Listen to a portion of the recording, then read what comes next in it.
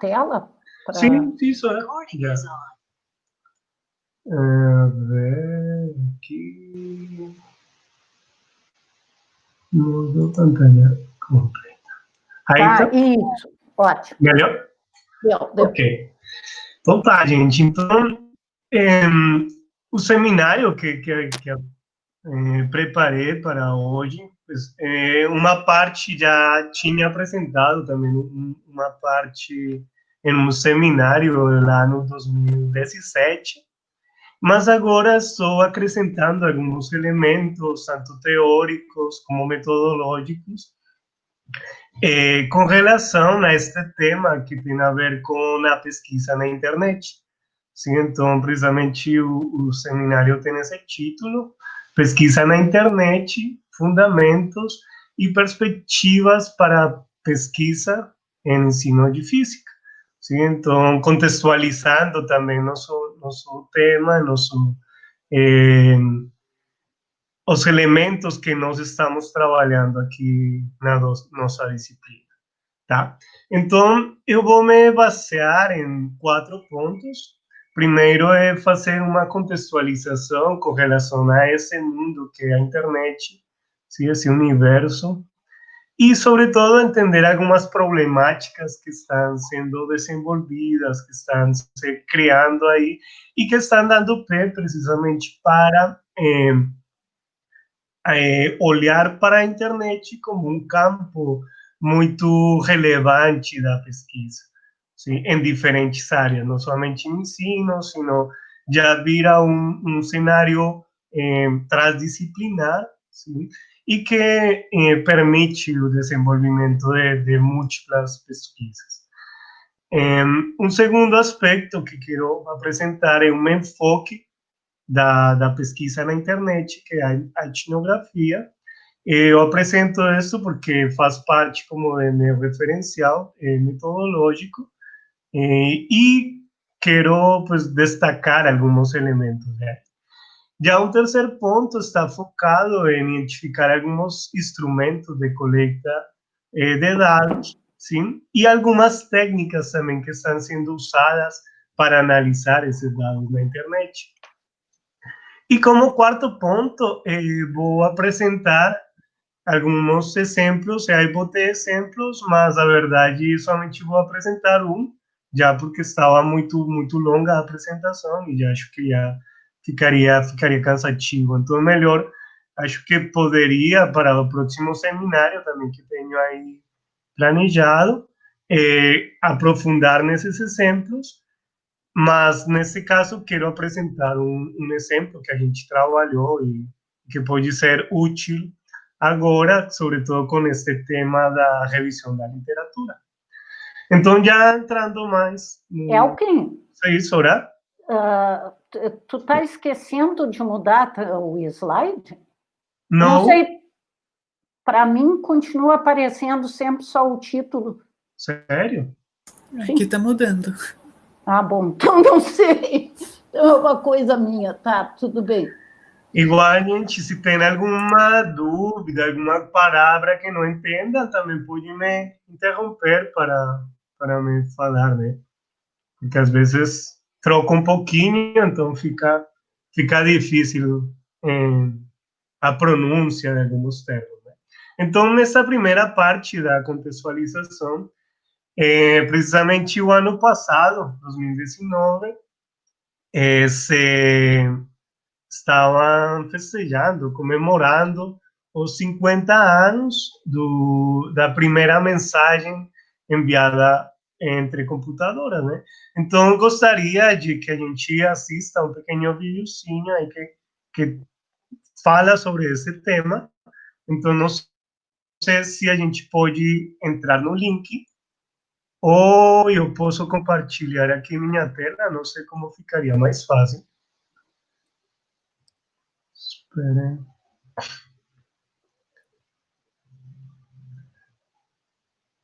Acho que seria mais fácil que todos entrassem no link e assistíssemos o vídeo.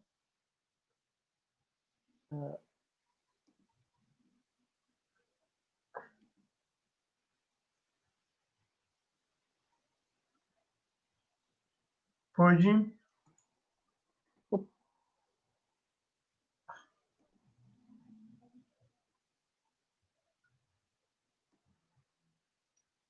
Entendi. Tá me ouvindo?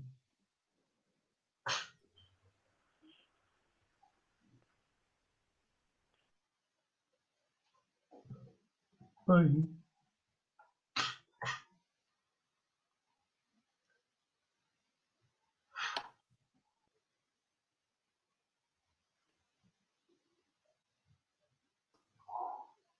Estão assistindo o vídeo? Eu não, Elkin, é que eu acho que não estava clicável. Eu coloquei aqui para vocês o link. Ah, ok. Aquele link ali não era clicável, certo? Ah, sim, sim. Eu, Ah, mas não tinha falado. na verdade, eu acho que é mais fácil tu passar, Sim, sim, porque sim. daí todos ficamos sintonizados na mesma parte, né? É, com certeza. Mas espera ver se eu posso Vocês, compartilhar. calem, alunos, abram a boca. Ah, espera ver se eu posso compartilhar aqui também. Não. Mas se tu só compartilhar a tela, não pode? Como é que não? Não, não, porque eu tenho que compartilhar como é que é?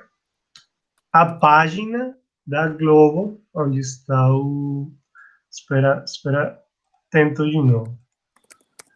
Tá, vou tentar aqui compartilhar o número do aplicativo.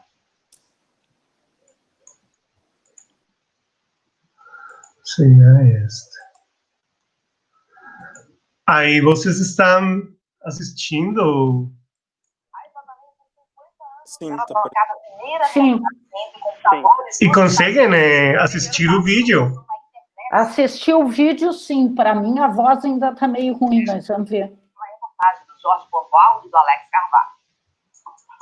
Há 50 anos, o professor Leonard Kleinrock preserva na Universidade da Califórnia, em Los Angeles, todos os equipamentos usados no momento histórico, o envio da primeira mensagem pela internet. A gente está exatamente no lugar onde a internet nasceu, no dia 29 de outubro de 1969, com o professor Leonard Kleinrock, que foi quem criou esse primeiro esse computador conectou dois computadores. Ele conta que a primeira mensagem, enviada para a Universidade de Stanford, no norte da Califórnia, seria a palavra login. Mas a conexão caiu. Só foram transmitidas as letras L e O. Mas low, em inglês, é a palavra usada na Bíblia para dizer vejam. We couldn't have asked for more prophetic. Foi uma mensagem profética, profunda, poderosa. Por acidente. Essa mensagem viverá para sempre. That message will live forever. Nos primeiros 20 anos, só universidades usaram a internet. Foi só com a rede mundial World Wide Web, mais conhecida como Web, inventada em 1989, que a internet se popularizou e não parou mais de crescer. Hoje, 4 bilhões e meio de pessoas em todo o mundo usam a rede, através de computadores e celulares. Essa explosão acelerou com as redes sociais lançadas na última década. A nova fase será a internet das coisas, com quase todas as máquinas, aparelhos, roupas, objetos conectados. O cientista Kirk Breznica, da empresa HPE, está trabalhando na internet do futuro. Tiny lasers. Ele diz que na próxima geração, os computadores não serão mais eletrônicos, que usam elétrons, e sim fotônicos, usando fótons, ou seja, raios de luz. O repórter cinematográfico Alex Carvalho e eu nos vestimos com roupas especiais para entrar no laboratório da empresa. Nos computadores do futuro, vão existir essas placas que estão sendo feitas aqui. Eles vão colocar circuitos na placa. Uma placa dessas vai ser capaz de fazer a computação numa velocidade muito maior do que hoje em dia. Isso ainda é uma experiência, ainda não existe, ainda não está em nenhum computador.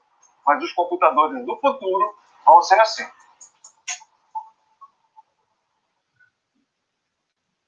Ok. Tá. E agora? Como o repórter aí o mostra, né?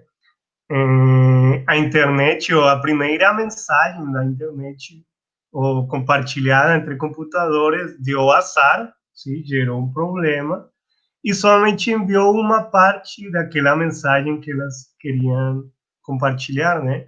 Mas como o professor lá também fala, foi uma mensagem profética, né? Esse hola, que seria como a tradução, permitiu precisamente entender que a internet é um espaço de interação, permite ver que é um cenário que contribui precisamente para que as pessoas possam interagir. Então, vou compartilhar aqui de novo a apresentação. Tá.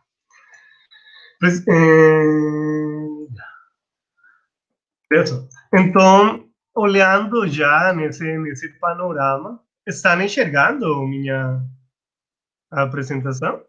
Sim. Sim. Sim? Tá. Essa imagem que estou apresentando aí, precisamente, é o mapa da internet. Cada um desses pontinhos são os sites que existem.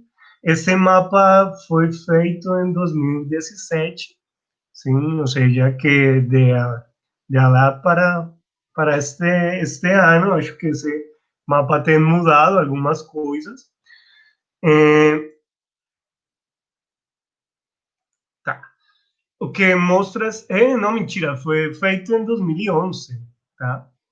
Então, esse mapa inclui mais de 350.000 sites, cada pontinho é um site, de 196 países.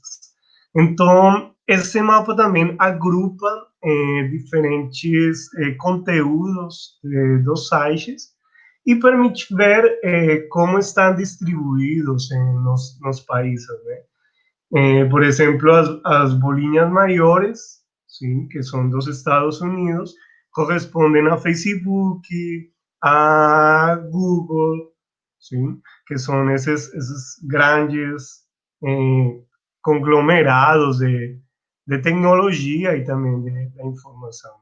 Então, se a gente olha um panorama, a internet vira praticamente um universo que está em expansão, está em crescimento contínuo, sim, como mostram algumas cifras, né? Então, por exemplo, hoje em dia temos mais usuários na internet que pessoas no mundo, sim. O crescimento, por exemplo, anual da internet está na média de uns 7% do uso da internet. E em promédio, em média, as pessoas passam... Eu fiquei com uma dúvida, Elkin. Tem mais Eu fiquei com uma dúvida. Tem mais usuários do que pessoas no mundo, porque além das pessoas físicas, tem pessoas jurídicas como usuário, digamos, grupos e etc. E, sobretudo, que uma pessoa pode criar múltiplos usuários na rede, né? Sim. Então, por isso é que são muito mais os usuários na rede que os usuários, perdão, que as pessoas no mundo, né? Certo. Então, é por essa configuração. Outra cifra aí interessante é o crescimento, sim, anual. Isso mostra também que muitos mais países, muitas mais regiões que de pronto estavam afastadas, que não tinham acesso direito à internet, estão mudando também, estão investindo em tecnologia para permitir esse acesso, né? E, por exemplo, se olharmos agora, com todo esse tema da pandemia, alguns jornais, assim, por cima, apresentam dados, né, de cifras com relação ao aumento da internet durante este tempo da quarentena, né? Tanto no Brasil como no mundo todo. Além disso, o acesso à internet está mudando nossas formas de relacionamento, né? Nossas formas de estabelecer relações entre as pessoas. Um autor que eu tinha trabalhado antes, mas que gosto também bastante, é Barabasi. Ele pesquisa na internet não somente os fenômenos sociais que nela se produz, sino também ele pesquisa a partir dos dados, sim, do análise de dados, e então ele chega a uma reflexão bem interessante, que se a internet, o espaço web, é um espaço livre de expressão, onde todos nós podemos, de forma aberta, publicar nossos conteúdos, sim, e temos essa liberdade de publicar, né? Então, ele diz precisamente isso, né? Que todos temos direito, sim, a colocar coisas na web, mas será que alguém perceberá aquela coisa que nós publicamos?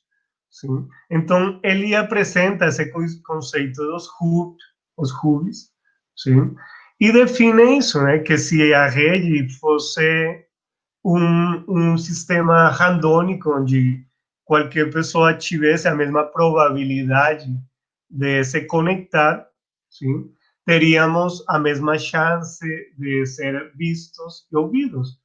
Mas como a internet não funciona desse jeito, porque existem conglomerados que permitem ter um maior número de conexões, por exemplo, sim? Então, ele diz aí que esses hubs conectam praticamente todo mundo e são fáceis de encontrar, facilmente podem ser identificados, né? Além disso, ele diz que o que esteja fora desses hubs praticamente seria invisível na rede, sim? Então, isso geraria também umas certas diferenças, umas desigualdades nesse espaço, né? Então, algumas características dos hubs que são extremadamente visíveis e, além disso, permitem a propagação tanto de ideias, de vírus, de modismos, seja de modas, e também permitem integrar inovações, gerar inovações, sim? Então, uma discussão forte que eles podem gerar lideranças da opinião, sim? Modificar também algumas opiniões, e a partir desse poder também que podem ter, influir ou gerar transformações em nossa sociedade diretamente. Tá? Ele apresenta que na internet funciona a partir de uma lei que ele nota assim como lei de potências. Então, por exemplo, neste mapa que está na esquerda, sim, ele fala de que são cidades conectadas por rodovias. Então, cada cidade tem uma rodovia e pode se conectar. Sim? Então, isso geraria um modelo randômico, onde dá para pensar isso como se fosse um sino, né? Uma curva dessa sino. Em câmbio, quando a gente olha, por exemplo, para os aeroportos, sim, um aeroporto pode ter múltiplas conexões com outras cidades, porque os aviões vão saindo para diferentes destinos, para diferentes lugares, sim, e não tem essa distribuição assim randômica. Portanto, existen aeroportos, por exemplo, es o exemplo que ele apresenta nesse livro, existen aeroportos com múltiplas conexões, sim, e outros aeroportos com menos, sim, mas a maioria, por exemplo, de aeroportos seriam os que apresentam menos conexões e uns poucos seriam os que apresentam esse maior número. Então, dessa forma, a gente pode analisar também diferentes situações, diferentes fenômenos, por exemplo, a distribuição da renda no mundo, sim. Os ricos são poucos, que são os que acumulam a maior quantidade de capital, e os pobres, precisamente, estaríamos nesse grupo, que seríamos a maioria, onde temos uma renda menor, sim. Daqui também pode-se entender que da internet existem zonas, existem uns continentes onde é mais fácil, por exemplo, se tu consegues entrar nessa zona, é mais fácil se conectar com outros. Por exemplo, se existe um núcleo central onde todos os demais logran se conectar, sim? Mas, por exemplo, se eu chego aqui neste continente que se chama exterior, eu poderia me conectar com um núcleo, mas para poder me conectar com outras zonas, preciso estabelecer outros links, sim? Em cambio, se chego aqui nessa zona interior, poderia entrar diretamente ao núcleo. Então, isso gera, não sei se vocês já tiveram essa experiência de procurar alguma coisa no Google e que os sites principais começam a aparecer nas primeiras páginas, né? Em cambio, já lá pela página 100, sei lá, a gente não vai olhar por lá. Ou são poucas pessoas que fazem esse exercício, né? Então, isso gera precisamente esse posicionamento também de muitos sites que fazem que seja muito mais de maior acesso para as pessoas, né? Então, estariam como ubicados nessa zona neutral, nessa zona central, perdão. E existem também aquelas ilhas onde ninguém chega, né? Ninguém consegue procurar, por exemplo. Então, isso gera umas diferenças, como estava falando inicialmente, gera, sobretudo, desigualdade na rede. E isso dá margem também ao desenvolvimento, ao surgimento de muitos fenômenos sociais na internet. Então, por exemplo, um fenômeno é também isso, né? Que à medida que eu posso ter um número maior de conexões, sim, é muito mais provável que uma nova pessoa que queira se conectar vai procurar direto naquele nó, ou aquele ator, vamos falar assim, que tem um maior número de conexões, sim? Ou seja, eu sempre procuro aqueles sites que estão bem posicionados, que a maioria de pessoas estão interagindo, sim? ¿Por qué? Porque yo ya primero tengo una garantía de que la información que estoy procurando ahí, pues ya muchas personas también han procurado. Além de eso, está me garantindo que puedo me conectar con más personas, ¿sí? Si yo voy a procurar un site, por ejemplo, que no tiene muchas visitas, que prácticamente está muy nuevo, es difícil que ese site pueda me brindar, oferecer uma informação muito mais ampla, sim? Então, por isso se fala, né? Os ricos ficariam mais ricos. O que acontece com Google, com Facebook, todo mundo procura lá, todo mundo vai para lá, sim? Por quê? Porque é onde a gente consegue encontrar muitas mais coisas, né? Então, aproveitei precisamente um exemplo que a profe me enviou, um meme, sim, me compartilhou este meme aí pelo WhatsApp, e eu estava fazendo essa apresentação e achou interessante porque permite ver esse tipo de fenômenos também que surgem na rede, né? Então, essa cientista está falando que, uma cientista espanhola, ela fala que um jogador de futebol, sim, ganha 1 milhão de euros por mês. Em cambio, um biocientista somente recebe 1.800 euros por mês, sim?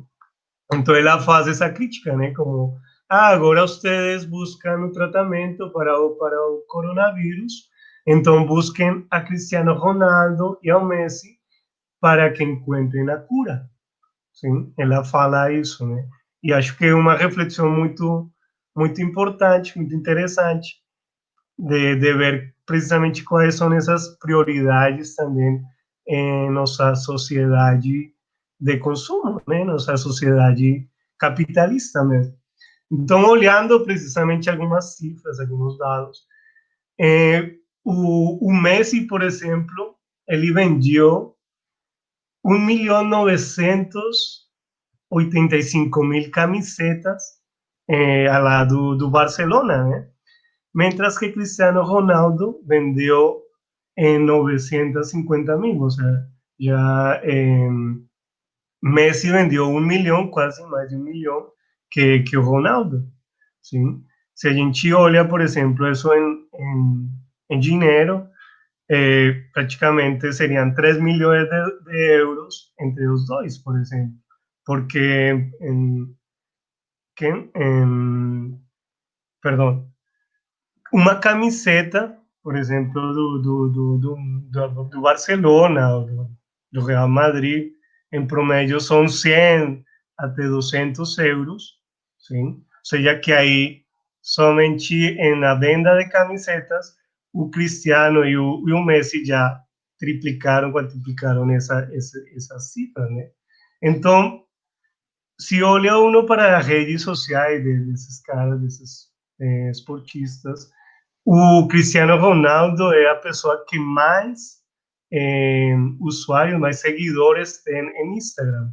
Ele tem 237 milhões de seguidores, sim?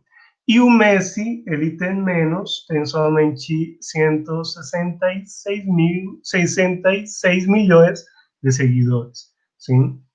Então, eles têm precisamente isso que a gente estava falando aí dos hobbies, seriam esse tipo de hobbies, porque são pessoas que conseguem manter, sim, um número muito alto de conexões, e isso faz que gerem também esse valor, né? Quem contrate, por exemplo, a equipe que contrate agora ao Messi, porque ele vai sair, se não me engano, vai sair do Barcelona, essa equipe tem que, primeiro, garantir esse pagamento, mas ele também já sabe que no só momento que já assinem esse contrato, ele já começa a ganhar com a sua imagem do Messi. Sim? Então, esse tipo de casos, de situações podem ser interessantes de analisar, sobretudo porque, por exemplo, não sei se vocês conhecem essa pessoa que está nesta foto. Alguma vez tinham visto ele? Eu não conheço. Não? Ninguém? Também não. Não? Precisamente o professor Flávio Fonseca, ele é biólogo lá da Universidade Federal de Minas Gerais, e ele está trabalhando, está pesquisando todo esse tema do coronavírus aqui no Brasil. Sim, é um dos cientistas mais destacados nesta área da pesquisa do coronavírus aqui. E esta outra pessoa, já tinha visto em algum momento?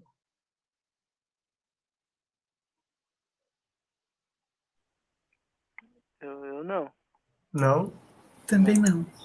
Não.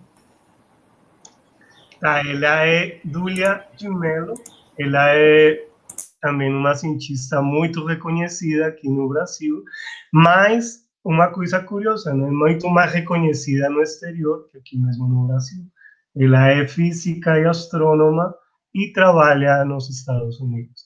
Então, eu quis trazer precisamente esse exemplo, precisamente como uma forma também de refletir em termos da divulgação científica, em termos de cómo nos estamos, cuáles son esos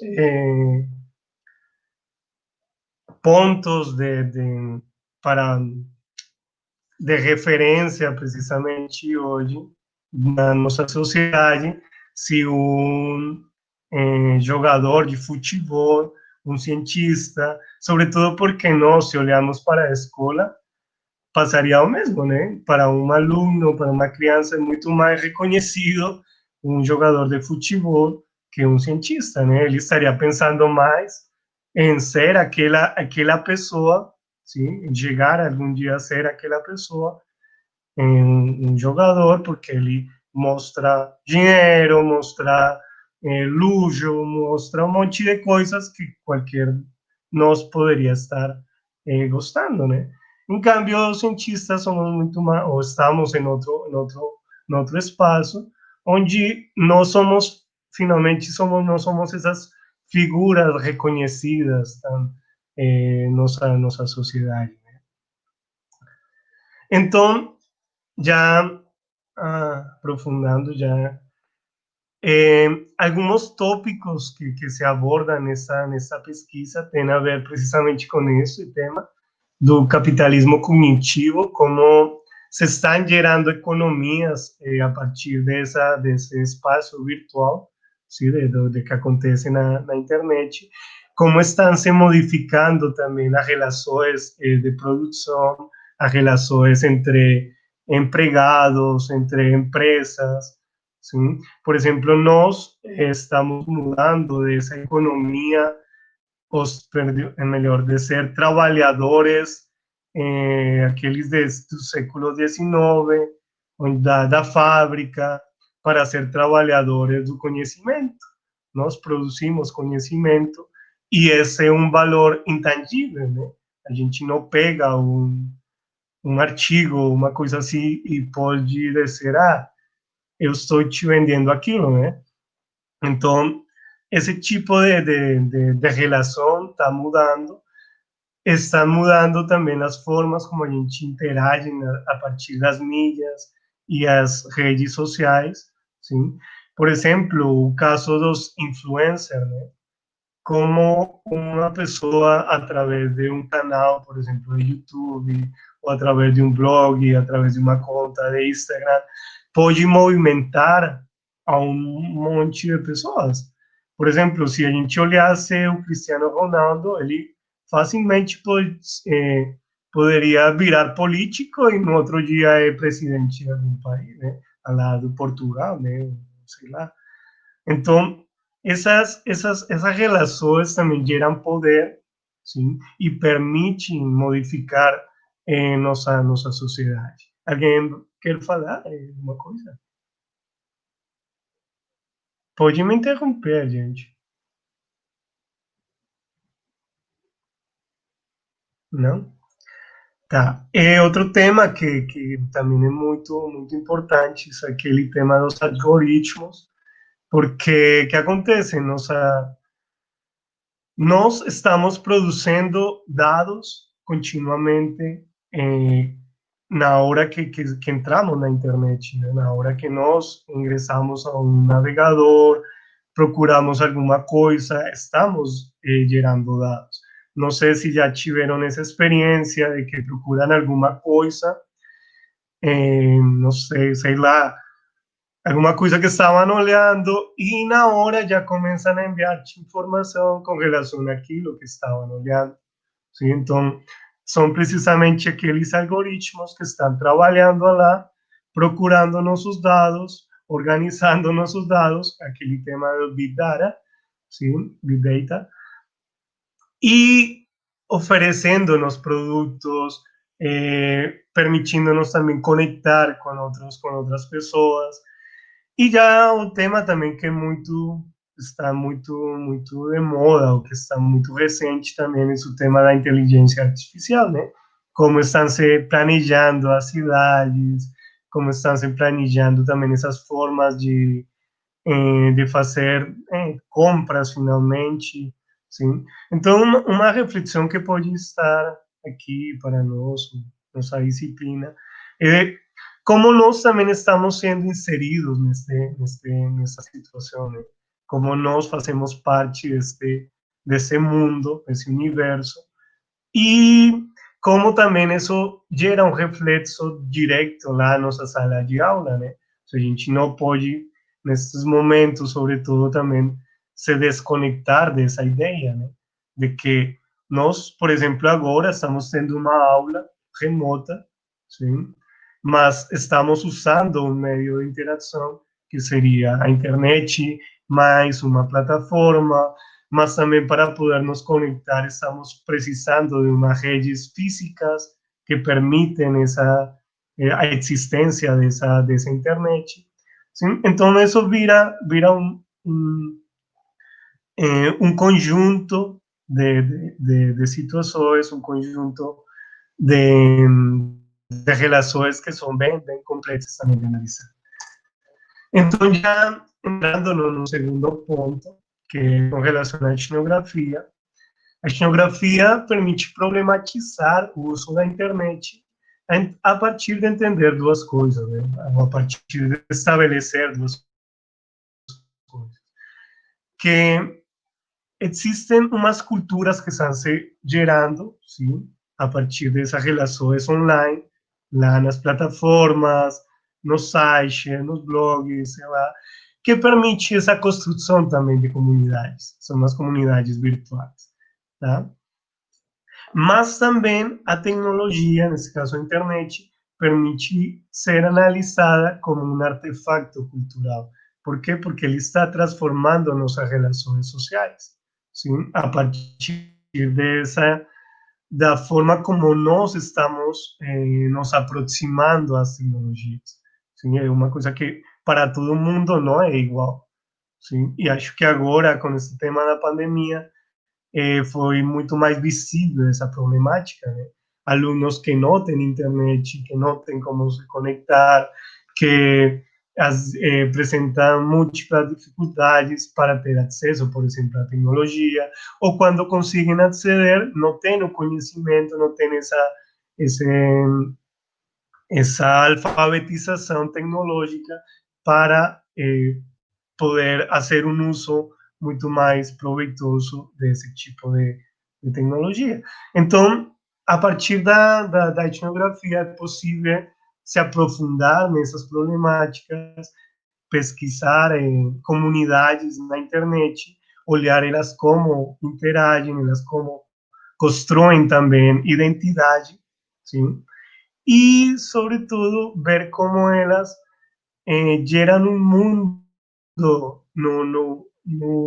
no contexto online e como essas relações também estão se modificando no offline. Então, algumas perguntas que surgem na internet é isso, como a internet muda nossas vidas, como nós estamos inseridos nesse campo, sim, nesse jogo, poderíamos falar, se geram desigualdades, se geram privilégios, sim? Se estamos, por exemplo, quais são essas novas normas também que estão se criando para as relações na internet, essas normas sociais que estão se construindo, se gera um novo senso também de comunidade, sim? E também, como falei anteriormente, como se geram essas novas formas também de identidade e se essas novas formas são diferentes das que já existiam ou já se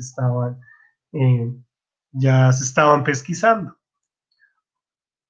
Aqui a gente pode olhar alguns contextos já muito mais ligados a alguns autores, muito mais ligados a uma discussão epistemológica do tema da tecnologia, do tema do que significa a virtualidade, por exemplo.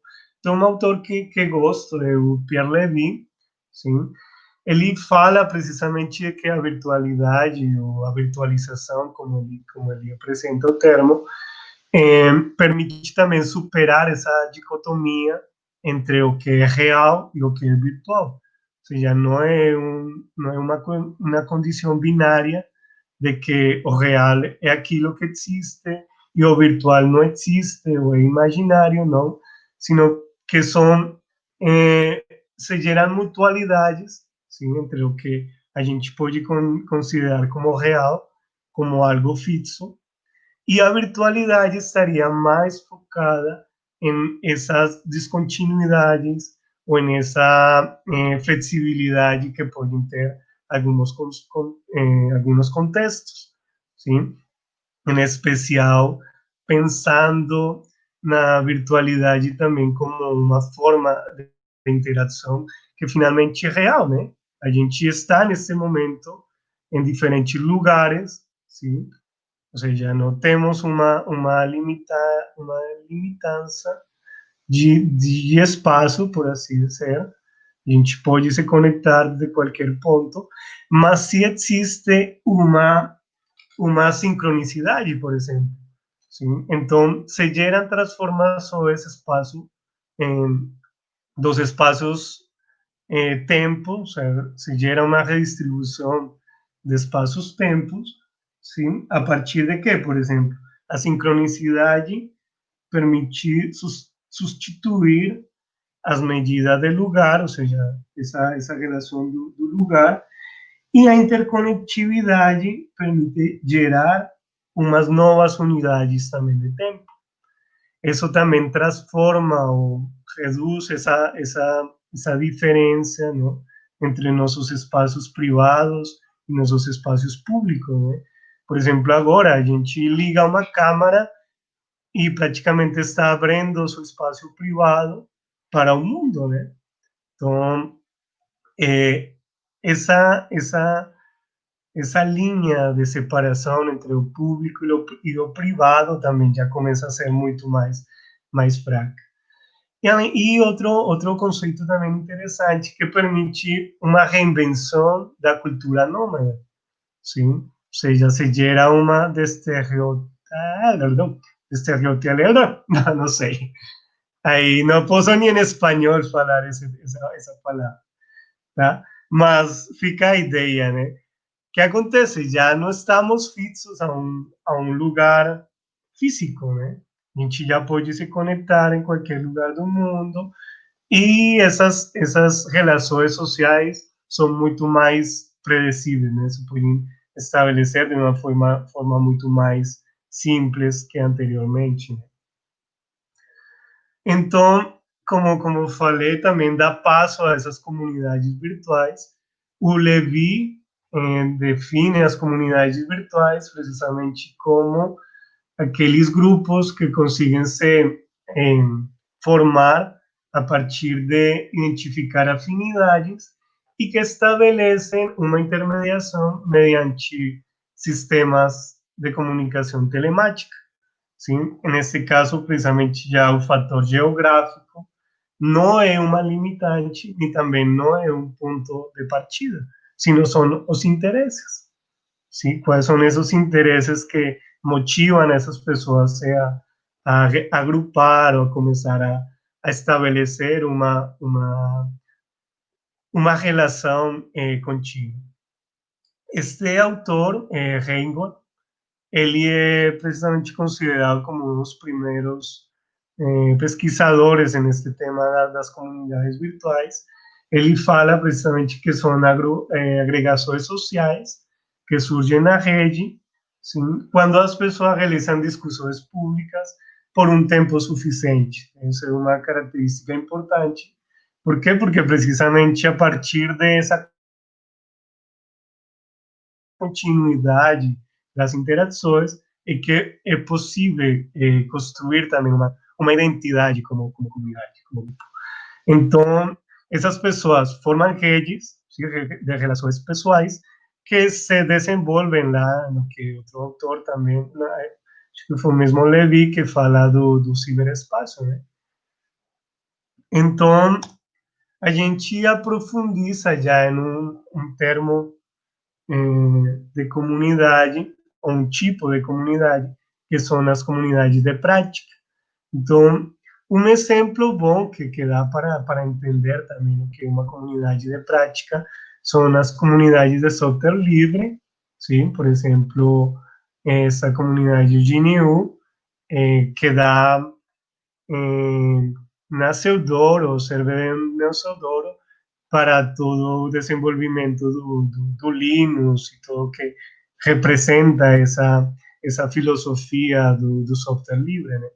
Então, o Wenger, que é o autor que nós estamos trabalhando, ele apresenta 3 elementos que definem essas comunidades de prática, né? Então, ele fala de um comprometimento mútuo, de um empreendimento conjunto e de um repertório compartilhado. Então, eu não vou aprofundar muito nesses 3 pontos, porque acho que o Daniel também, quando ele faz seu seminário, ele vai falar disso, mas somente como para ter aí um apanhado geral. O comprometimento mútuo permite precisamente essa construção de tecido social, né? Quando a gente se compromete com o outro, permite gerar relações de reciprocidade, relações de troca, se permite gerar confiança, e isso constrói comunidade. Se quando eu me comprometo com uma tarefa, com uma determinada prática, projeto, sei lá, eu estou dando o que eu posso fazer, ou seja, estou como doando, nesse termo, se pode ser, o que eu posso fazer, o que eu sou capaz de fazer, sim, e estou abrindo isso para que outras pessoas também possam aproveitar daquilo, né? Possam aprender de isso. Então, esse compromisso, esse comprometimento, permite que se construa também comunidade, que se gere confiança, que as pessoas acreditem também no que estão fazendo, sim? Por quê? Porque precisamente se se geram esses empreendimentos, seja um desenvolvimento, por exemplo, de um projeto, de uma prática, sim? Se gera uma forma também de interação, sim? Eu me comprometo com o outro a partir de uma prática, a partir desse empreendimento conjunto, sim?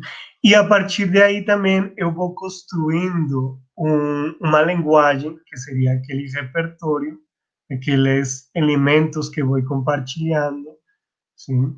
E isso permite-me também construir uma identidade, sim? Então, esses três elementos que compõem ou que definem uma comunidade de prática estão se conjugando, estão interagindo. Para quê? Para dar mostra e, sobretudo, para poder diferenciar o que é uma comunidade de prática de qualquer outro tipo de agrupação social, tá? Já entrando aqui no terceiro ponto, quero apresentar alguns instrumentos que podem ser usados para o tema da pesquisa na internet, sim? E algumas técnicas também que podem ser ou que estão sendo usadas para analisar dados na internet. Então, um minutinho, eu tomo aqui uma.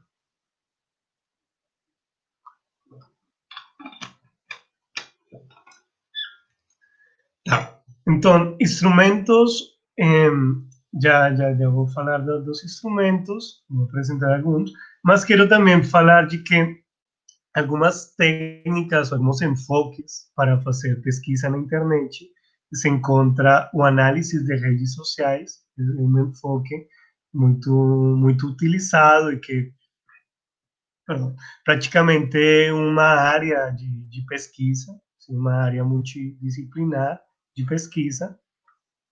Outro campo também muito usado é o análise de conversações online, sim? Como se dá esse análise das conversações assíncronas, quase assíncronas e síncronas. E um terceiro enfoque também da análise está relacionado com as polimídias. Então, vou ir definindo ou apresentando cada um desses enfoques para fazer análise. Tá? Então, dentro dos instrumentos,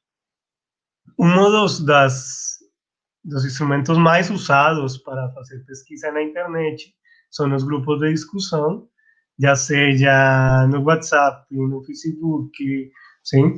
Precisamente porque eles permitem recuperar esses dados de uma forma direta, sim? Ou seja, a análise que a gente faz também vai ser praticamente um contexto natural de como essas pessoas estão interagindo lá nesse chat, sim? Opa. E nos facilita também aquele trabalho de transcrição, né? Quando a gente faz, por exemplo, grava um áudio, grava uma videoconferência, a gente já precisaria fazer transcrições.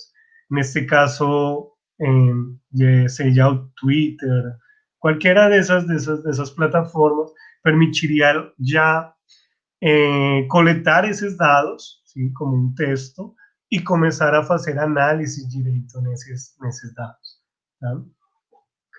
E as entrevistas é um instrumento também de análise muito usado.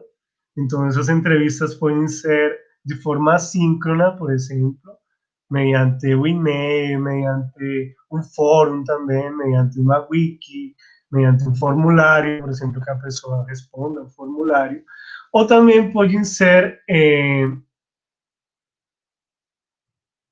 de forma síncrona, aí tem um erro, desculpe, mediante um chat ou uma videoconferência, sim? Aí estaríamos, por exemplo, me imagino que vocês vão fazer uma entrevista síncrona com um professor falando e vocês perguntando na hora, fazendo as perguntas na hora para eles, sim?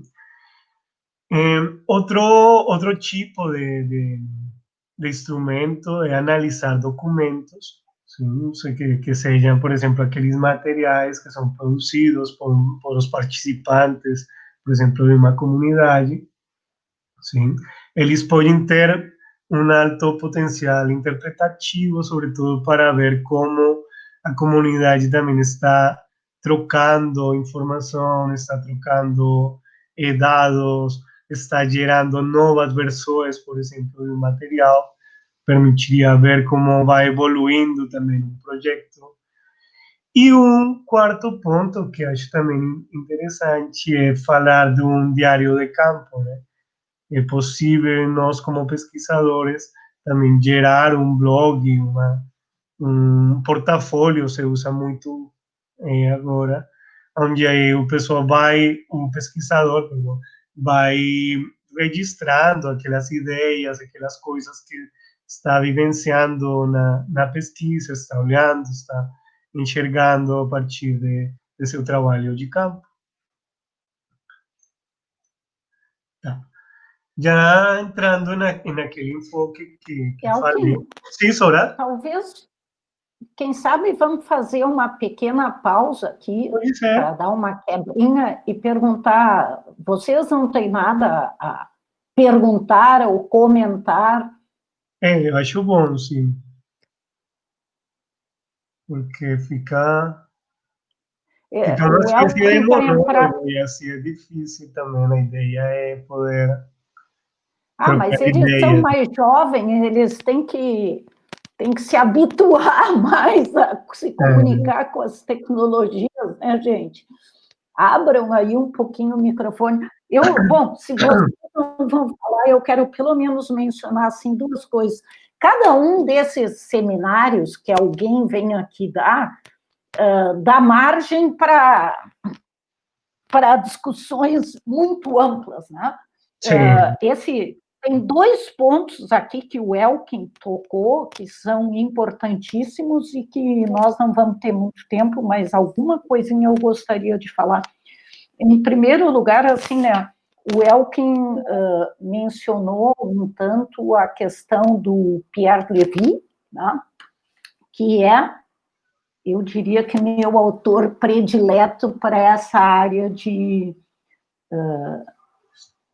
ciberespaço, que, aliás, foi ele que criou essa denominação. Ele é um francês, ou suíço, sei lá, mas fala em francês, e ele é um dos pesquisadores dessa área que vai pela linha humanista.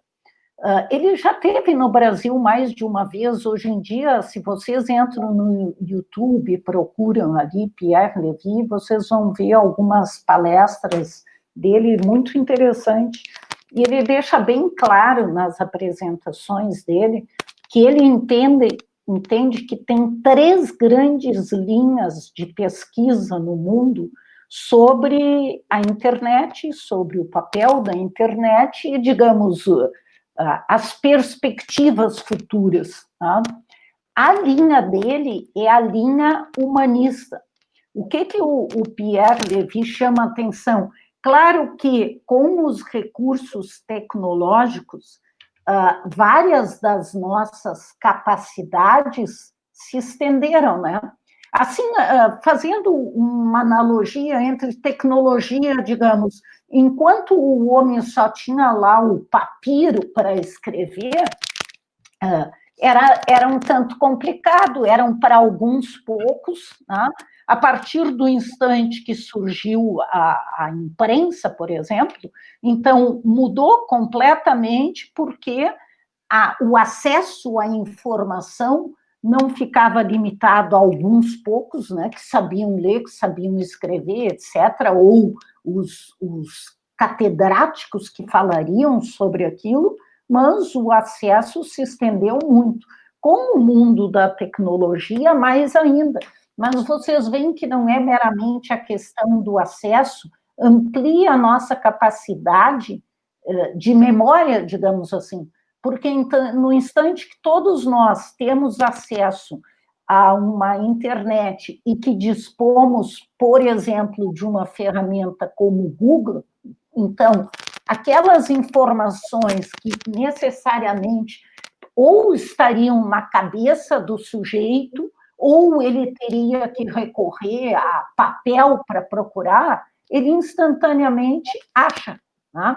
Então, assim como se o sujeito for fazer contas de cabeça, ele vai ter o limite, sei lá, eu não consigo somar de cabeça alguma coisa que tenha mais do que 5, 6 parcelas, né? Eu não vou conseguir fazer uma multiplicação se o número de algarismos for muito grande, ou uma integração, etc. e tal, se eu não dispuser de lápis e papel.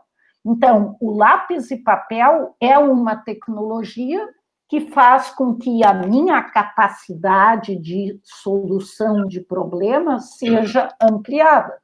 A internet possibilita muito mais, tá? Porque, digamos assim, enquanto até o advento as tecnologias facilitavam a nossa solução de problemas, mas o processamento estava na mente. Eu uso lápis e papel para conseguir fazer um cálculo, mas o processamento estava na cabeça humana. No instante que veio o computador e todas essas novas ferramentas, está se transferindo para a máquina uma grande capacidade de processamento. Então, toda a questão é o que queremos ou não dar para a máquina. Tá? Então, o Pierre Levy vai pela linha do que é chamado inteligência coletiva, ou seja, se agrega coletivamente especialistas de diferentes áreas, né, reúnem as suas capacidades e conseguem solucionar problemas que sozinho não conseguiriam. Aliás, a esse respeito, por exemplo, quando deu aquele acidente lá no Japão, né, da usina lá, o tsunami, como é? Fushi, como é que é o nome? Me falei agora. Tsunami? Sim, foi um tsunami com Serra Morta, mas eu estou querendo lembrar do local e não lembro. Tá, mas é lá no Japão.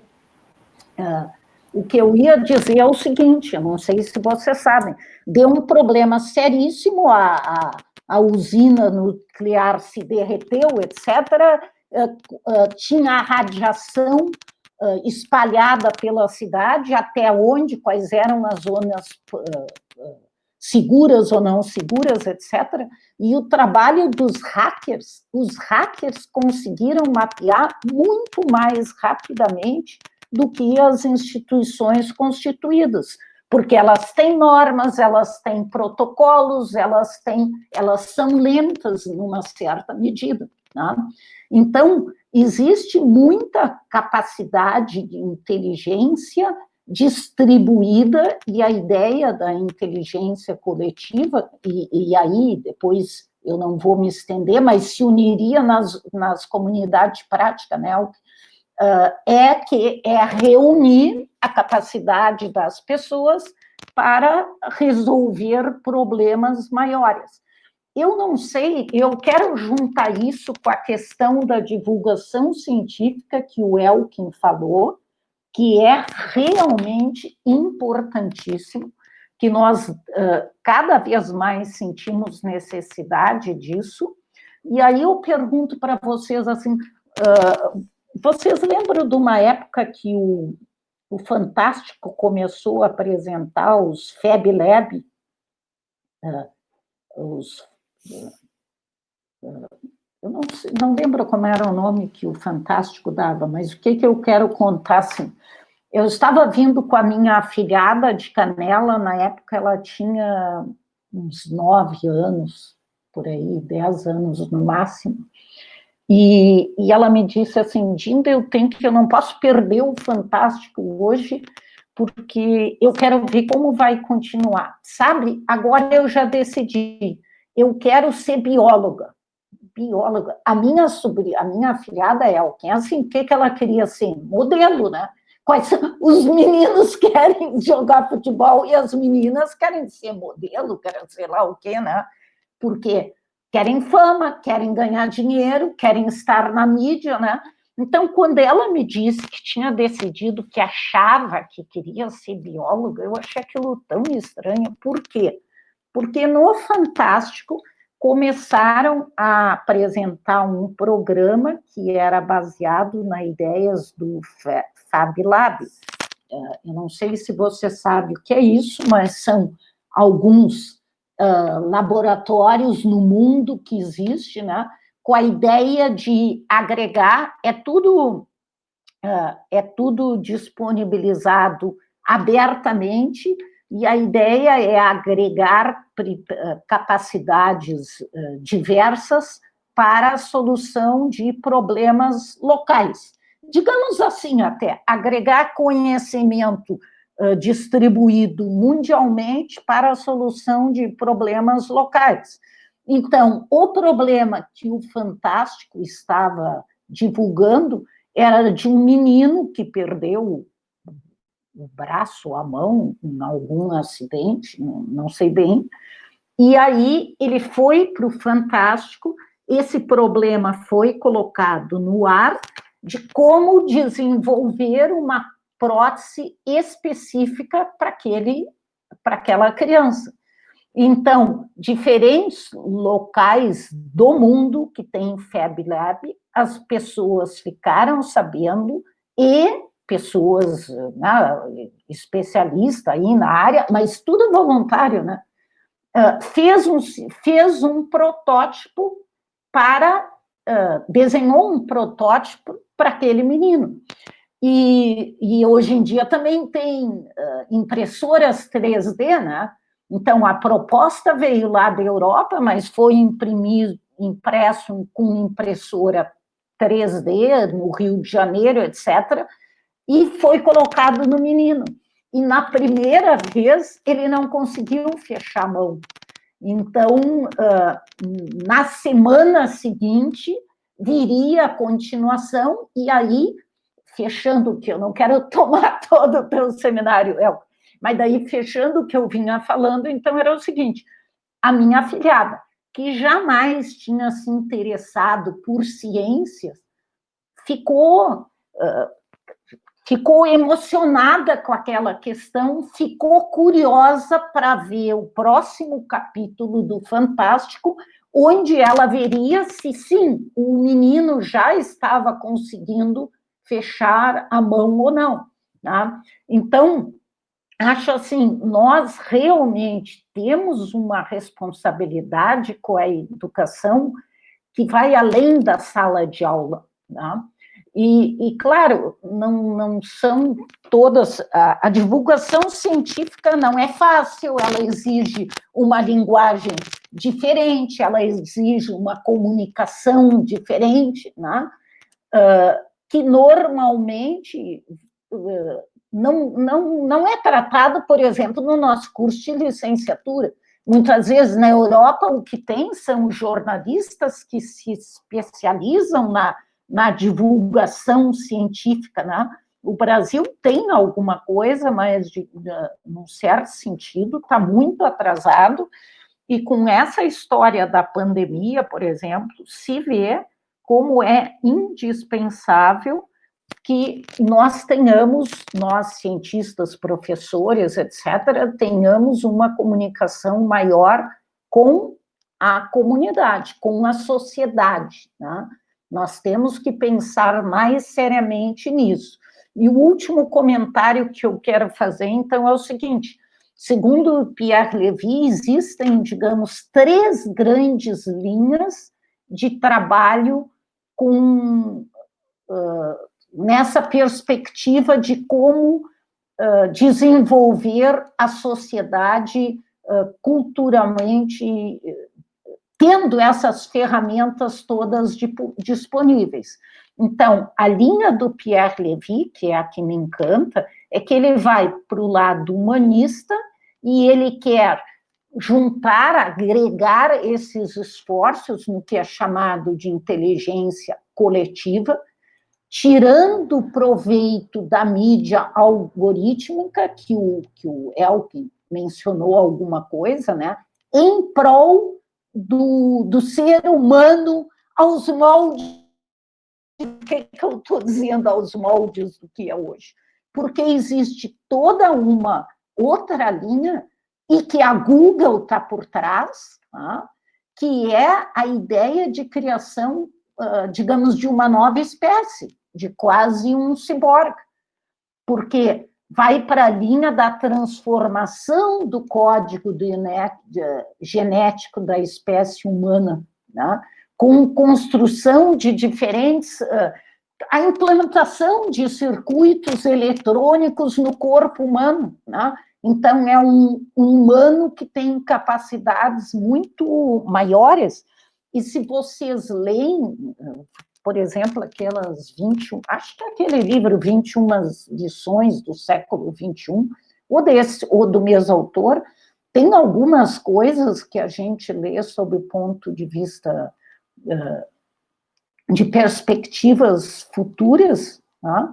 Que são preocupantes, que vão para uma linha que não é humanística, certo? Que é a construção de uma espécie humana que tenha elementos tecnológicos, não só sobre o aspecto físico, mas intelectual e até mesmo, digamos, se a gente pensa, vocês devem ter lido o admirável Mundo Novo, né, do George Orwell, onde a sociedade é dividida por classes, né? Tem algumas dessas coisas, quando falam, por exemplo, em desenvolver homens à la ciborgue, por trás disso também sempre tem a ideia daqueles que não serão tão ciborgue e que ficarão fazendo os trabalhos repetitivos, né?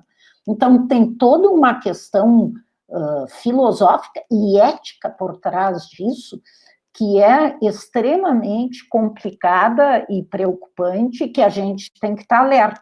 Mas eu vou parar por aqui e vou deixar tu seguir com o que tu estava falando, Elke. Tá, Sora, não, eu concordo precisamente, Sora, e boa parte quando estava preparando este seminário, o que quis trazer também foi isso, né?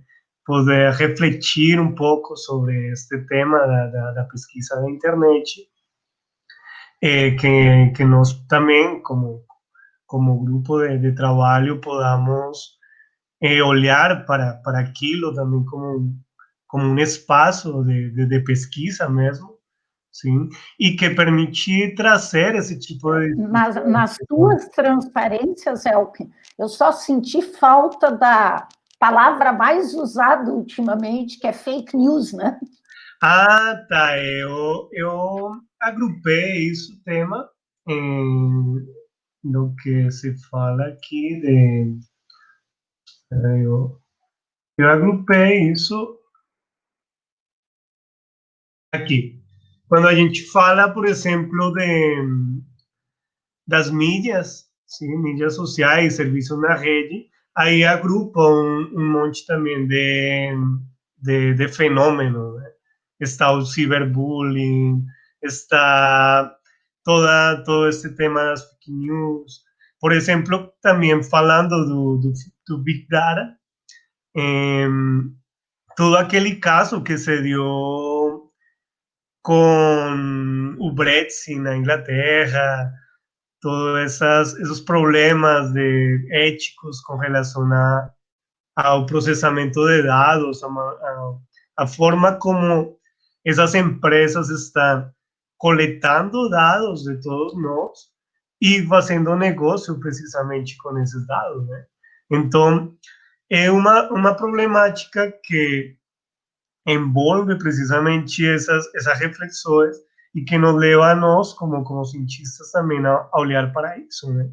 Poder ver como a escola também está sendo inserida nesse contexto e como nós também podemos, pelo menos, gerar esse tipo de discussões, né? Então, tá. As fake news, tá. Então, eu estava falando aqui de um enfoque que permite analisar muito as estruturas como estão se construindo na rede, que é precisamente aquele que se conhece como análises de redes sociais. Sim? Então, uma rede é precisamente um conjunto de dois elementos. Por uma parte estão os atores, que podem ser pessoas, instituições, grupos, esses são os nós da rede. E, por outra parte, estão as conexões, que seriam precisamente essas interações, esses laços, essas relações que estão se tecendo entre pessoas, entre instituições. E essas correspondem ou definem essas arestas da rede.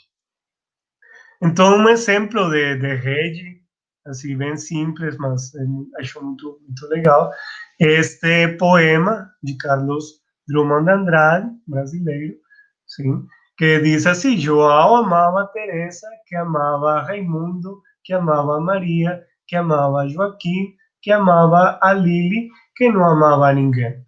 Sim, então, aí está precisamente gerando uma relação em cada um desses atores e está, sobretudo, dirigindo um sentimento, né? Ou seja, isso permite também ver que as redes, quando eu me agrupo com alguém, assim, quando eu construo uma rede, é porque existe um elemento que motiva aquilo, né? Ou seja, existem emoções, existem sentimentos, existem interesses, existem relações de poder que estão por trás e que dão forma também a essa rede. Sim? Já entrando aqui em uns detalhes já um pouco mais pontuais, uma rede pode se representar a partir de grafos, ou seja, são essas bolinhas com essas linhas que estão conectando. Então, esses grafos têm umas vértices que estariam dados por esses atores, por essas conexões com as quais essa pessoa está se relacionando, sim? Então, por exemplo, se nós vemos o vértice 6, ele não está interagindo com ninguém, não tem nenhuma conexão, sim? Em cambio, a vértice 3, a 4 e a 7 têm uma conexão, estariam interagindo a 3 com a 4 com a 3, e a 7 estaria interagindo com a 5. A vértice 2 e 1, eles têm duas conexões, né? A 2 estaria interagindo com a 1, a 2 com a 1, seria recíproca, mas também a 1 está interagindo com a 5 e a 2 com a 5, então tem duas. E a 5, se a gente olha aí essa estrutura simples, estaria tendo uma posição privilegiada, né? Ela está estabelecendo relações com 3 atores, estaria relacionando-se com 7, com 1 e com 2. Então, a partir desse tipo de análise estrutural, é possível identificar atores e é possível identificar também essas relações de poder que podem se gerar em uma rede, sim? Por exemplo, aqui, isso se conhece como uma matriz de adjacência, onde a gente vai ubicando uns quando se tem interação, ceros quando não se tem. Neste caso, por exemplo, Jean tem uma posição de privilégio porque ela está conectando praticamente com todos os atores dessa rede, tá? Este pesquisador, Paul Baran, ele apresentou precisamente 3 tipos de rede, sim, que seriam como os possíveis. Então, por exemplo, uma rede centralizada é aquela onde se tem um nó, que neste caso estaria sendo um hub, sim, hub, onde qualquer pessoa que queira se conectar ou que queira interagir entre eles tem que passar por esse nó central, sim. Outro tipo de rede seria uma rede descentralizada, onde existem conglomerados ou clusters, como se conhece, que geram pequenos grupos, sim, que estão se construindo em torno também a um nó central, mas que permite essa maior distribuição, por assim dizer. E, por último, uma rede distribuída, que seria como o caso ideal, onde cada um dos nós tem um número igual de conexões, mas esse caso, como a gente já viu, na internet não acontece, né? Porque não é uma rede randômica, sino é uma rede mais bem caótica, não sei como pode ser o termo. Então, este modelo pode ser usado em diferentes escalas, né? Se a gente olha, por exemplo, nos governos, sim, um governo ditatorial, uma ditadura, por exemplo, teria essa forma de rede centralizada, né? Onde o poder está em um ponto central, sim, e qualquer outra pessoa pues, tem que conectar a esse ponto. Uma rede, um modelo mais democrático, estaria mais focado, seria muito mais representado nesse tipo de rede descentralizada, né? Então, por exemplo, se nós olhamos para a escola, sim, poderíamos facilmente também identificar esse tipo de redes em uma sala de aula, né? Como os grupos, por exemplo, estão se formando, que alunos estão servindo para conectar esses grupos, como o professor, qual seria o papel de professor, aí ele onde está se colocando nessa rede, e permitiria também ver como é o fluxo da informação também, e como fluem os dados nessa rede, né? Elkin? Sim, Sora? Só um parênteses, só para eu comentar o seguinte, claro, na aula passada, quando eu comentei a questão, né, de que o peer instruction, muitas vezes nos Estados Unidos, existem pesquisas que levam em conta esse tipo de coisa, né?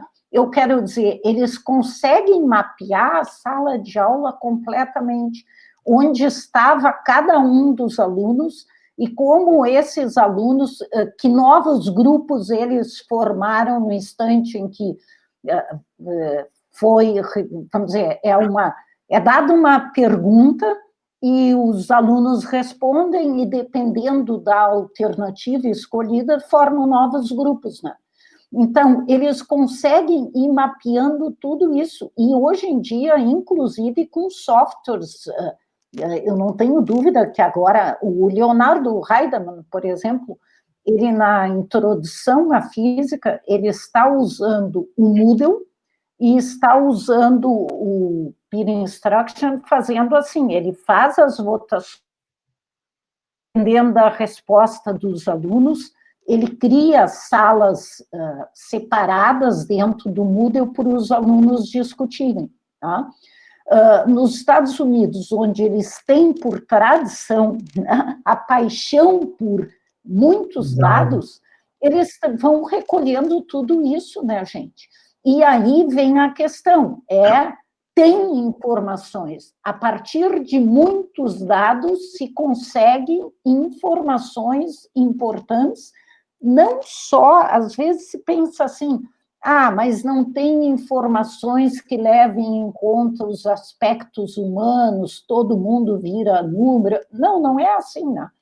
Se vocês forem ver, por exemplo, o tipo de pesquisa que o Matheus Nascimento faz, né, com o Cláudio Cavalcante, a Fernanda, etc., eu digo assim, as pesquisas baseadas em dados do Enem são justamente, são milhões de dados e dali dá para se extrair informações importantes. Qual é o tipo de questão que está realmente selecionando, como ficam as diferentes categorias sociais dentro disso. Então, vocês veem assim, existe sim a possibilidade de fazer muita pesquisa quantitativa, com muitos números e com muita quantidade de dados, né? E que sejam realmente relevantes, que nós aqui não temos essas condições e, portanto, nós normalmente vamos para outra linha de pesquisa na sala de aula, né? E também porque não digo assim, às vezes tem uma polarização e as pessoas acham que, não, pesquisa quantitativa não leva em conta valores humanos, ela é muito antiga, ela é muito científica, vamos dizer, vindo do lado das exatas, e se nós queremos fazer uma pesquisa mais humanística, nós temos que necessariamente ir para a qualitativa. Na verdade, não, a gente sempre ganha, antes de mais nada, a gente sempre ganha quando não se fecha portas, quando se pode fazer, em que pesquisa se costuma dizer triangulação, tá? Se pode fazer diferentes composições, e se pode começar, por exemplo, com uma pesquisa quantitativa, e a partir dela selecionar casos representativos de diferentes estratos, né, que estejam sendo estudados ali. Então, acho que isso é uma coisa que é sempre boa vocês terem a mente aberta, no sentido de que o que precisa, isso sim, é ser honesto sempre, é ser ético. Esses são pontos fundamentais, tá? Mas o fato de usar quantitativo, qualitativo ou misturar depende das questões de pesquisa, do embasamento teórico, referencial teórico e metodológico, e muitas vezes a composição é muito mais rica. Tá bom, Elke? Te devolvo a palavra. Não, é que vocês entendem como em tempos mais...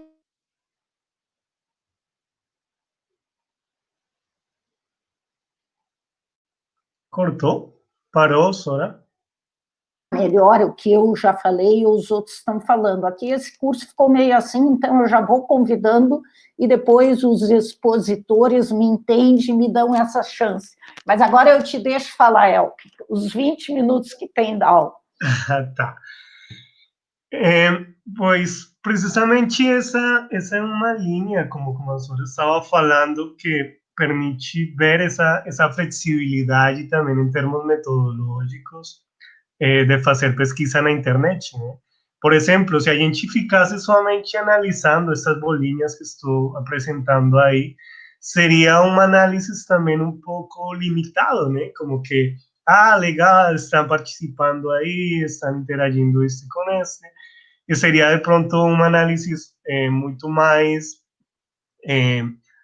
quantitativo nesse caso, mas estaria desconhecendo também que é o que faz que essas pessoas interagem, né? Que é o que essas pessoas estão encontrando, por exemplo, nesses grupos, nessas comunidades, para estar lá, para manter uma relação, para manter uma prática, né? Então, por isso, precisa-se olhar diferentes dimensões. Como falei, esta é uma dimensão, este é um enfoque do tema das redes. Aqui se pode analisar métricas, botar dados precisamente sobre isso. Mas eu estou também muito focado nessa outra linha, que com relação a analisar o que está acontecendo nessa rede.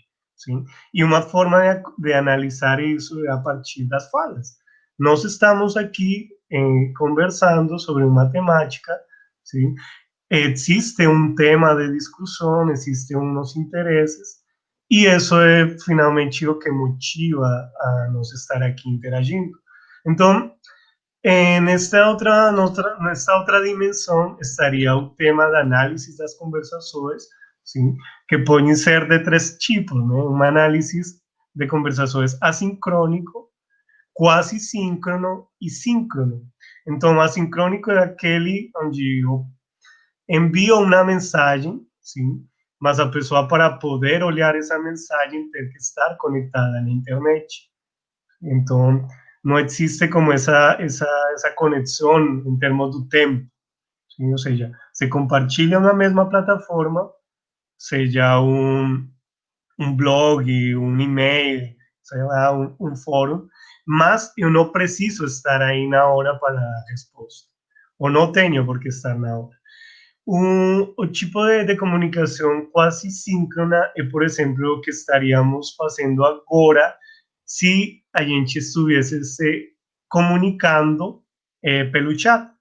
Sim? Por exemplo, nós estamos todos online, os 5 estamos online, e estamos falando pelo chat.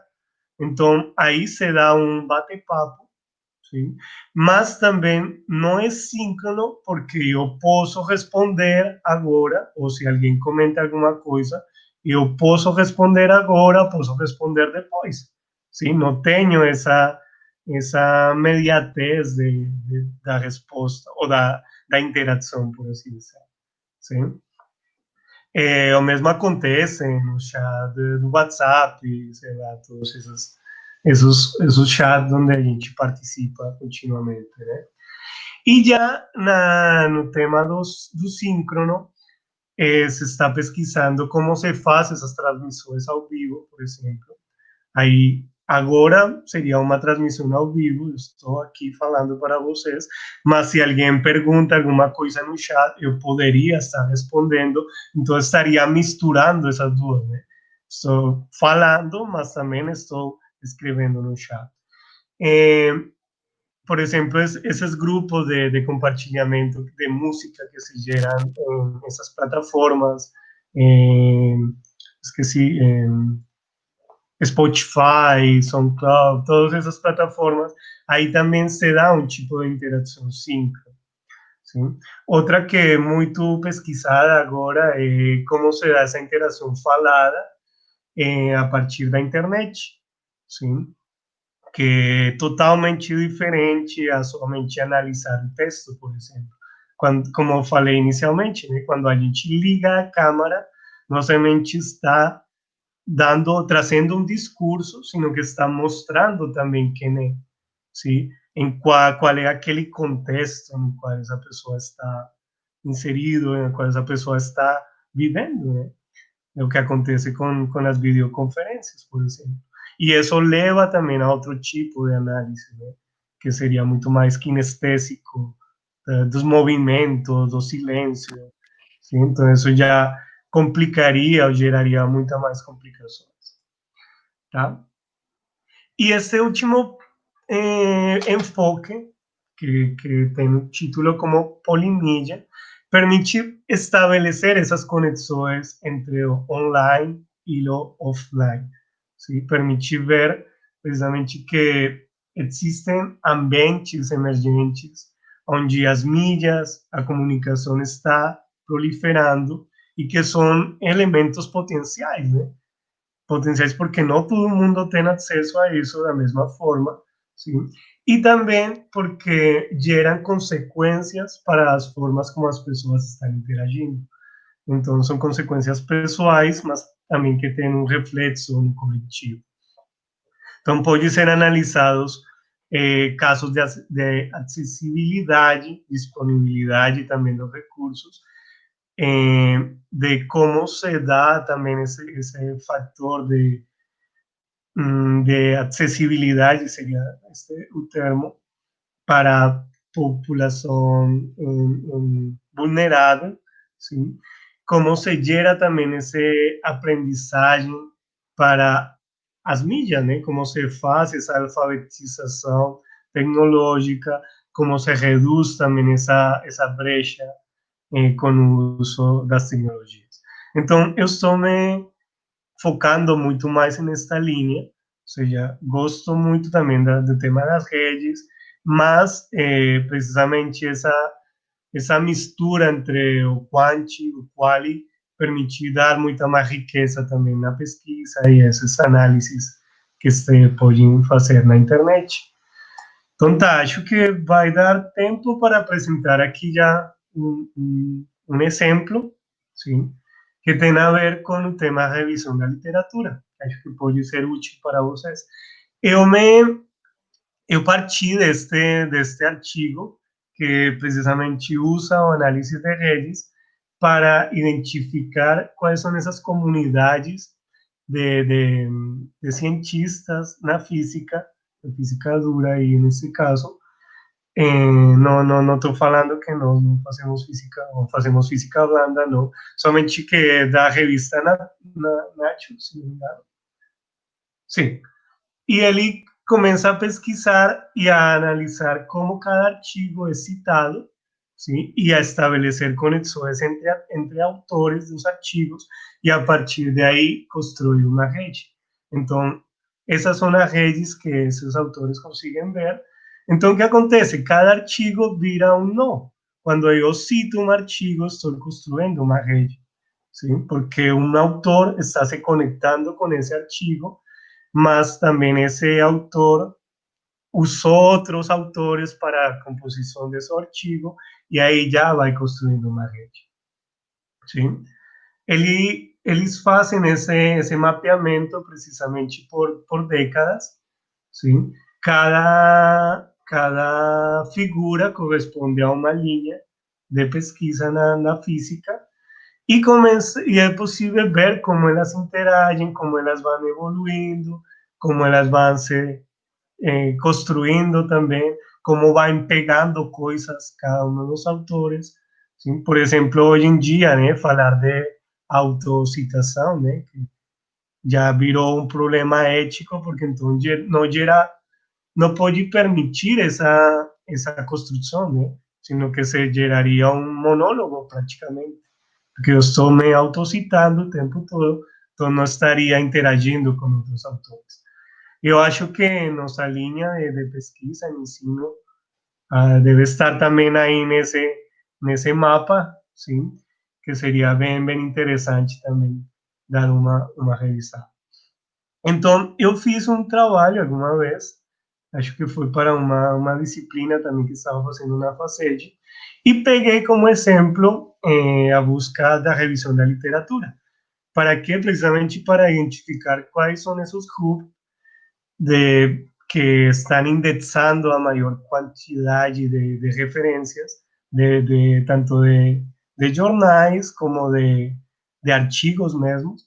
Então, a gente partiu da plataforma Sucupira, não sei se vocês já conhecem essa plataforma, seria interessante dar uma olhada, da CAPES, e aí estão precisamente indexadas a maioria de revistas nas quais pesquisadores brasileiros têm feito publicações, sim? E estão classificadas por extrato, por área, por tudo isso. Então, a partir daí, a gente fez uma lista de revistas em as quais podem ser revisadas. Esta plataforma esta se chama Matriz de Informação para Análise de Revistas. Aí vocês podem procurar qualquer revista e elas les dá uma lista, como ranking de quais são bueno, o título da revista, o país da origem, permite conectar diretamente com o site da revista e também permite ver onde ela está indexada. Então, o que eu fiz para esse exercício foi isso, olhar as revistas que nós tínhamos classificado ao lado do Sucupira e começar a construir uma rede onde ela estava indexada, né? Então, aqui fiz esse grafo para identificar que um dos maiores indexadores de revistas é este Simago, sim? Onde tem, eu fiz esse trabalho no 2017, tinha 28.000 revistas indexadas, agora que estava revisando aqui para esta apresentação, tem 30.000 revistas, quase 2.000 e pouco revistas que têm se indexado nestes 3 anos. Sim? Então, se a gente entra aí, pode ter acesso praticamente a, não sei se a maioria, mas sim um número considerável de revistas científicas. Aí ele apresenta precisamente o ranking das revistas mais citadas, os países, tudo. Então seria bom aí de pronto dar uma olhada nisso.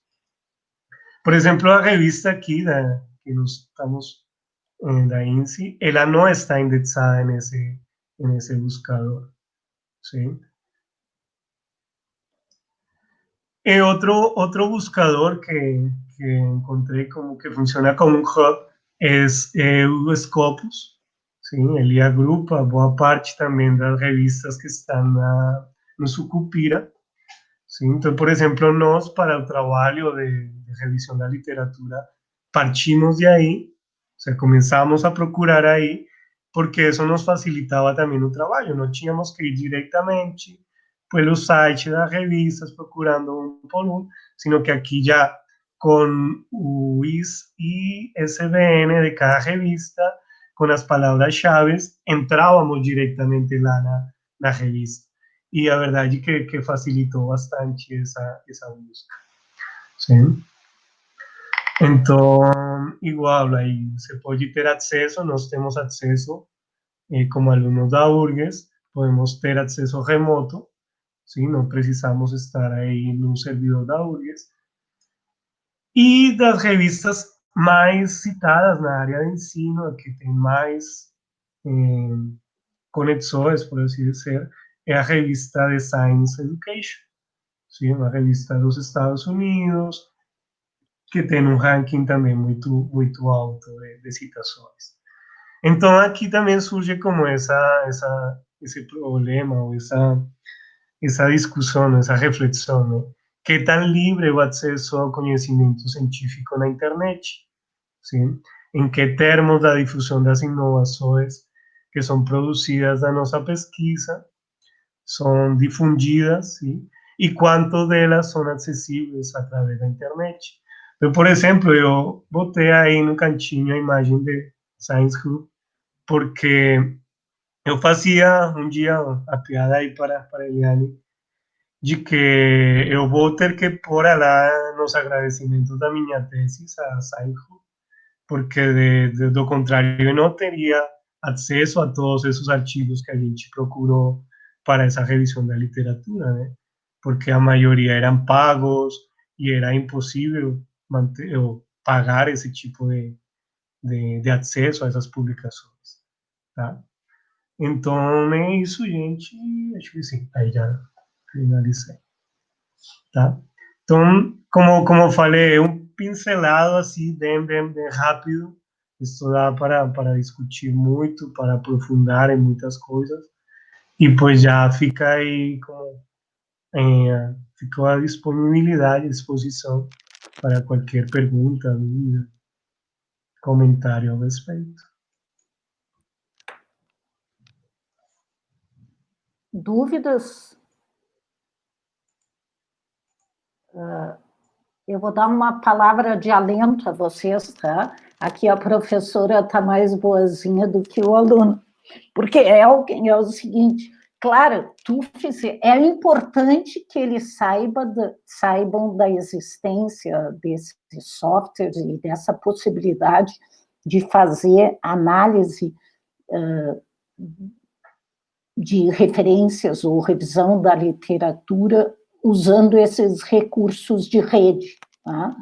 Mas, frente aos prazos que nós temos na nossa disciplina, eu não estimularia ninguém a ir por aí. Sabe? Não. Então, mas, claro... Mostrar a forma como a gente chegou, precisamente, a entender que se a gente entrava diretamente no Scopus, tinha acesso a todas as revistas que tinham... Sim, isso é importante. O sea, facilitava essa busca. E isso até me levou à lembrança, Elkin, que é interessante, eu vou localizar, um artigo que eu acho que é da Revista Brasileira de Ensino de Física, né, que discute o problema de quântica, né, sobre, vamos dizer, ele faz uma análise desse tipo, levando só em conta algumas palavras-chave que aparecem nos trabalhos, para mostrar como muitas vezes, que existe muita picaretagem em termos de mecânica quântica, né? Agora tem o shampoo quântico, a terapia quântica, o colchão e toda mais coisa. Existe uma exploração total da designação quântico, né? E isso, claro, que acaba tendo influências maléficas, né? Para a população em geral e para os alunos em particular, né? E agora eu me lembrei de um artigo que eu vou localizar e que justamente usa esse tipo de análise que o Elkin está falando para fazer uma análise sobre essa questão. Eu acho que é interessante. Então, eu primeiro te agradeço, Elkin, eu vi que tu colocasse coisas novas nesse seminário que eu não conhecia, e sempre é bom para eu mesmo abrir os meus horizontes, né? Então, muito obrigada. Eu vou insistir se vocês têm alguma pergunta, mas vocês são tão caladinhos. Então, eu vou dizer assim, lembrem de preencher o questionário lá, até porque é importante para o próprio Elkin e para mim, tá? Lamentavelmente, o Luciano não está, e eu entrei em contato com ele, a mãe dele está cada vez pior, então ali é uma situação muito, muito crítica, mas Caio, Derek e Amanda, eu espero que vocês preencham ali, e tenham isso em mente, qualquer dúvida, manda e-mail, ou WhatsApp, o que queiram, tá? Mas, em princípio, terça-feira nós não temos encontro síncrono, tá? Eu vou estar aqui à disposição, mas é previsto, digamos, que aquela aula está liberada para vocês fazerem a entrevista. Quem fizer antes, melhor. E aí, eu vou ainda mandar alguma mensagem para vocês, mas a ideia central é, vocês têm que fazer a entrevista e ser capaz de enunciar um problema de preocupação do professor. Tão logo vocês tenham feito isso, em aula nós vamos, porque eu acho que essas alturas, a menos daqueles alunos que são muito organizados, fizeram anotações, etc., talvez uns quantos já nem lembrem mais do seminário da Camila, né? Que foi a primeira que nos falou sobre revisão da literatura, deu uma dica de onde procurar, do quais, etc. Então, nós vamos rapidamente repegar algumas coisas, ver onde vocês vão procurar, e vocês vão começar, cada um, fazer a sua procura de acordo com o problema de interesse do professor. Para isso, vai ser importante